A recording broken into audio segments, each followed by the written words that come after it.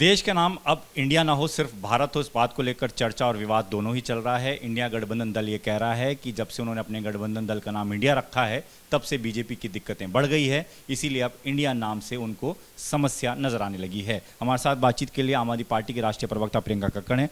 प्रियंका जी, ये बताइए कि इंडिया नाम अगर नहीं रहेगा, सिर्फ भारत रहेगा, तो उसमें आपत्ति क्यों? हमारा देश तो भारत के नाम से ही जाना जाता है। देखिए, चाहे नाम भारत हो चाहे नाम इंडिया हो, किसी भी देशभक्त को दोनों ही नामों से आपत्ति नहीं होगी।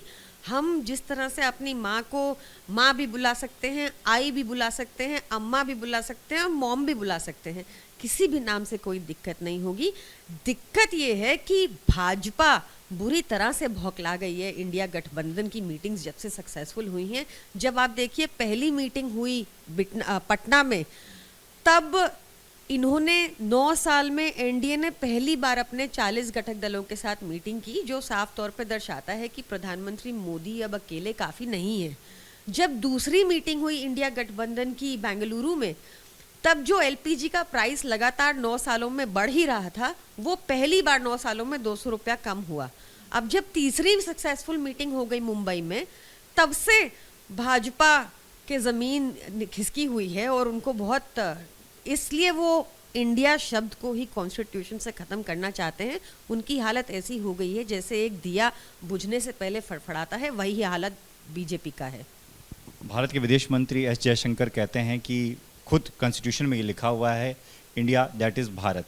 तो आपको संविधान से ही समस्या हो रही है? संविधान में की जो चीज़ें उसी को हम लोग सामने रख रहे हैं, उसको जिसकी समझ नहीं है वो ऐसी बातें करेगा कि हम इंडिया को हटा रहे हैं और भारत रख रहे हैं। देखिए, ये जो अटकलें लगाए जा रहे थे, जो कंट्रोवर्सी क्रिएट जा रही थी, जो सूत्रों के हवाले से खबर आ रही थी, आप देखेंगे कि सारे भाजपा के मंत्री और मिनिस्टर जिम्मेदार थे।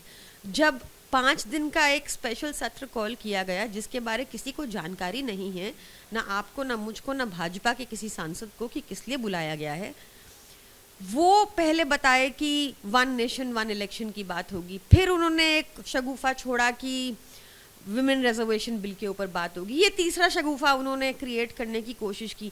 आप बता दीजिए किस बात पे स्पेशल सत्र है? आपको इतना डार्क में क्यों रखना है? सबको सार्वजनिक कीजिए। आपके सांसद हैं राघव चड्ढा, और कोऑर्डिनेशन कमेटी जो इंडिया गठबंधन की है उसके सदस्य भी हैं, वो उन्होंने कल ट्वीट करके लिखा कि हम अगली बैठक में इंडिया नाम हटा के भारत भी रख सकते हैं। तो फिर बीजेपी क्या करेगी? अरविंद केजरीवाल भी कह रहे हैं कि अगर हम लोग भारत नाम रख देंगे तो क्या देश का नाम बदल कर बीजेपी रख देगी?